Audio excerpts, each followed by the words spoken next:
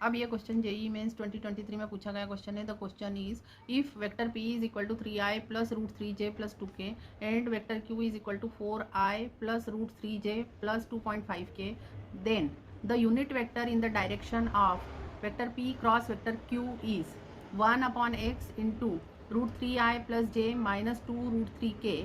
तो आपको x का वैल्यू बताना है। Then the value of x is, ये आपको बताना है। अब यहाँ पर दो वेक्टर p और q दिए हैं और यहाँ पर ये जो वेक्टर दिया हुआ है ये यूनिट वेक्टर है इन द डायरेक्शन ऑफ इन दोनों के क्रॉस प्रोडक्ट के। तो पहले हम इनका क्रॉस प्रोडक्ट निकालते हैं p और q का। तो p और q के क्रॉस प्रोडक्ट का फार्मूला होता है कि अगर कोई भी दो वेक्टर का आप क्रॉस प्रोडक्ट निकालें तो वो होता है डिटर्मिनेंट, और इस डिटर्मिनेंट में यहाँ पर ऊपर फर्स्ट रो जो आपकी होती है उसमें होता है आई जे के, सेकंड रो में होता है फर्स्ट वेक्टर के आई जे और के कोफिशिएंट, और सेकंड रो में होते हैं सेकंड वेक्टर के आई जे और के कोफिशिएंट। ठीक है, तो अब यहाँ पर हमको p जो दिया हुआ है इसके कोफिशिएंट है 3 रूट 3 और 2, और q के कोफिशिएंट है 4 रूट 3 और 2.5। तो हम यहाँ पर कोफिशिएंट लिख देंगे। आई जे के वैसे लिखा है 3 रूट 3 और 2, और दूसरा लिखा है 4 रूट 3 एंड 2.5। तो अब देखते हैं डिटर्मिनेंट कैसे सॉल्व करना है। ठीक है, तो डिटर्मिनेंट सॉल्व करने के लिए क्या करते हैं कि ये जो आई है पहले वो आई लिखते हैं, फिर आई वाला कॉलम और आई वाली रो इन दोनों को छोड़ देंगे। देखिए इस तरह से छोड़ देते हैं और इन दोनों का क्रॉस मल्टीप्लाई करते हैं, मतलब root 3 into 2.5 minus 2 into root 3।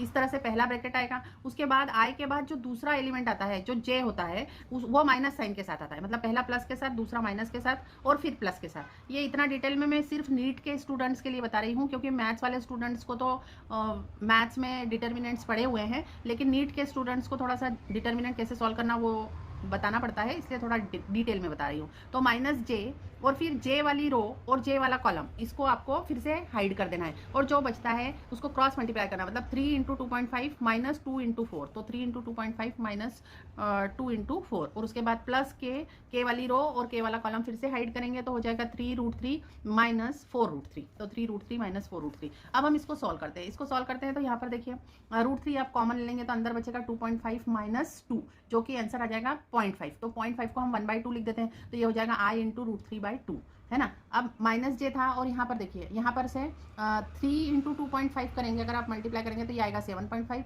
और 2 इंटू 4 करेंगे तो 8 आएगा। तो इसको सब्ट्रैक्ट करेंगे तो माइनस 0.5 आएगा। तो उस माइनस के कारण ये जे तो प्लस हो जाएगा, और 0.5 को आप 1/2 लिख देंगे, तो ये 1/2 लिख दिया प्लस, और ये 3 रूट 3 माइनस 4 रूट 3 में से आप रूट 3 कॉमन ले लें तो 3 माइनस 4 मतलब माइनस 1 आएगा। तो यहाँ पर माइनस रूट 3 के आ जाएगा, क्योंकि 3 माइनस 4 की वैल्यू माइनस 1 आ जाएगी। ठीक है, तो ये आपकी value I P cross Q की, पी क्रॉस क्यू वेक्टर की आई, है ना। तो अब हमको यूनिट वेक्टर निकालने के लिए क्या फार्मूला होता है, यूनिट वेक्टर किसी भी वेक्टर का यूनिट वेक्टर होता है वो वेक्टर अपॉन उसका मॉड्यूलस। तो हमको ये वाला वेक्टर तो मालूम पड़ गया है, लेकिन अभी इसका मॉड्यूलस नहीं पता है, तो हम इसका मैग्नीट्यूड निकालते हैं। तो modulus of vector P cross vector Q is equal to हो जाएगा, इनके जो कोफिशिएंट है ना आई जे और के इनका स्क्वायर करना है, इन सबका स्क्वायर का एडिशन का रूट निकालना है। मतलब क्या हो जाएगा, modulus is equal to under root of square root 3/2 का स्क्वायर करेंगे तो क्या आएगा आपका 3/4, प्लस 1/2 का स्क्वायर करेंगे तो क्या आएगा 1/4, और माइनस रूट 3 का स्क्वायर करेंगे तो प्लस कितना आ जाएगा 3।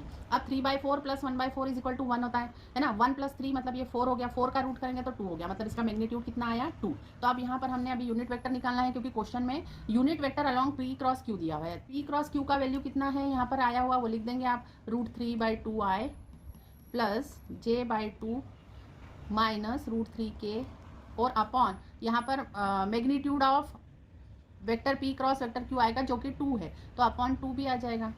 ठीक है, एंड दिस इज गिवन, ये कितना है 1/x into root 3i plus j minus 2 root 3k। ठीक है, देखिए ये यहाँ पर क्वेश्चन में दिया हुआ है, यहाँ पर पढ़िए इसे, ये दिया हुआ है unit vector in the direction of P cross Q is, ये इतना दिया है तो x की वैल्यू पूछिए। तो अब यहाँ पर आपने ये दोनों इक्वल कर दिए।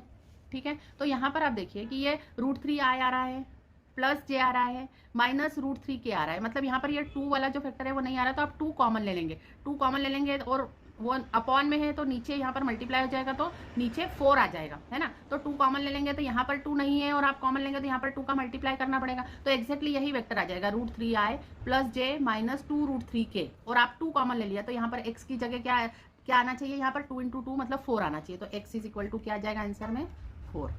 Thank you for watching the video. अगर आपको हमारे वीडियोस पसंद आ रहे हो तो प्लीज़ हमारे चैनल को सब्सक्राइब करें।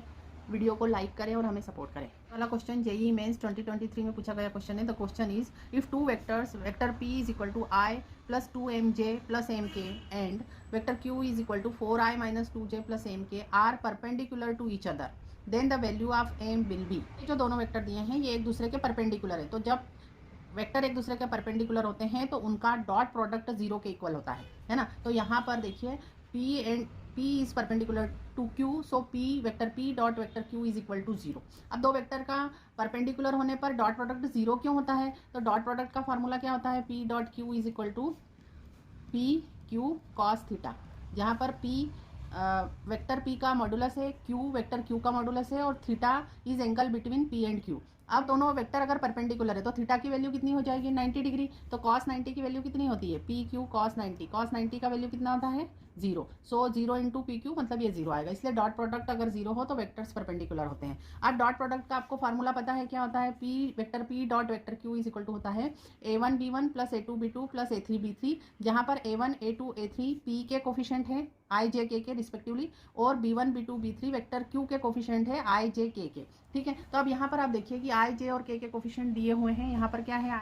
अब यहाँ पर हम p और q का डॉट प्रोडक्ट निकालते हैं। तो डॉट प्रोडक्ट निकालने के लिए हमको पता है a1 और b1 की गिवन वैल्यू यहाँ पर 1 और 4 है, तो इन दोनों का मल्टीप्लिकेशन करेंगे तो 4 आ जाएगा, तो 4।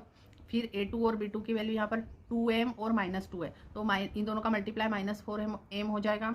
और a3 और b3 की दोनों की वैल्यू m है, तो यहाँ पर प्लस m² आ जाएगा। तो अब ये जो डॉट प्रोडक्ट आया है दिस इज इक्वल टू 0 हम रखेंगे क्योंकि परपेंडिकुलर दिए हैं दोनों वेक्टर। अब हम इस इक्वेशन को सॉल्व करते हैं, उससे m की वैल्यू आ जाएगी, इसके फैक्टर्स करते हैं।